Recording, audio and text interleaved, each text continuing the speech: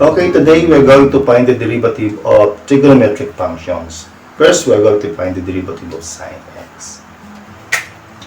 What is the derivative of y is equals to sine x? We have the formula using delta method.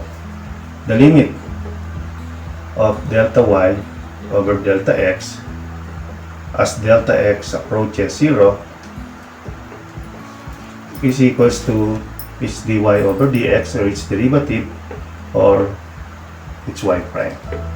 And that is equals to its formula. We have f of x plus delta x plus that's minus f of x all over delta x.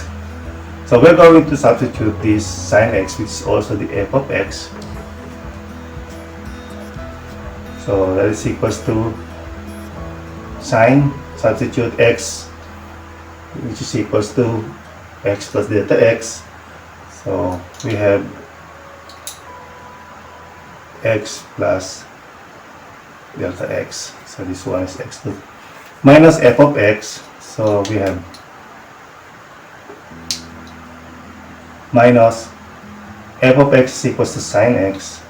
We have sine x divided by delta x. Using one property or one identity of sine, the sum and difference of sine, now we have sine A plus B is equals to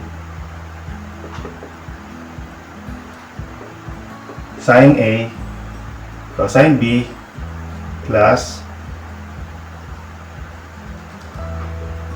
cosine A multiplied by sine B. So in other words, gagamitin natin itong identity natin na to. Sum of sine identity.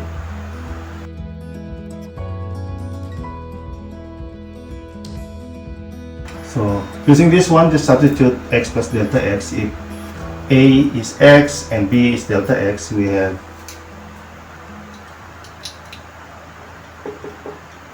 sine x cosine delta x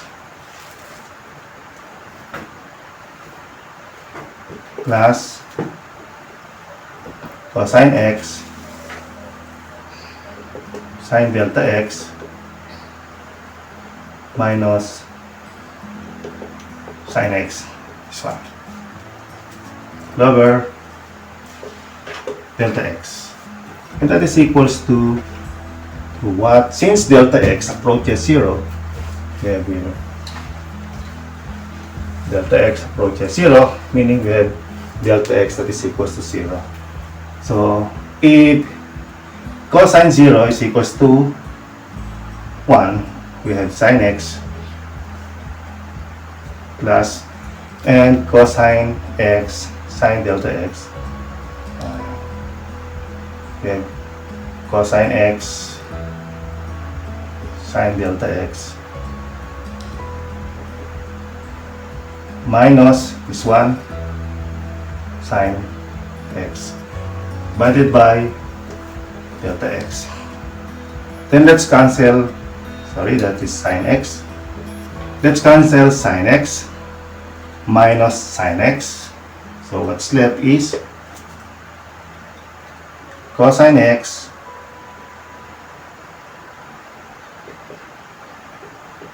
sine delta x all over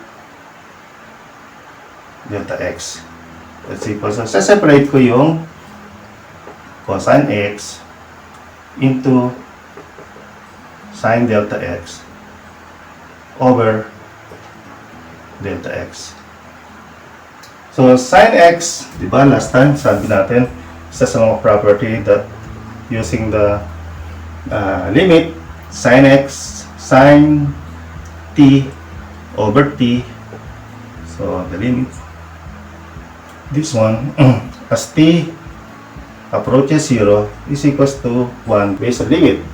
Now, dito naman makita nyo na sine delta x over sine delta x over delta x, as delta x approaches 0, that will be equals also to 1. So this one will be equal to 1.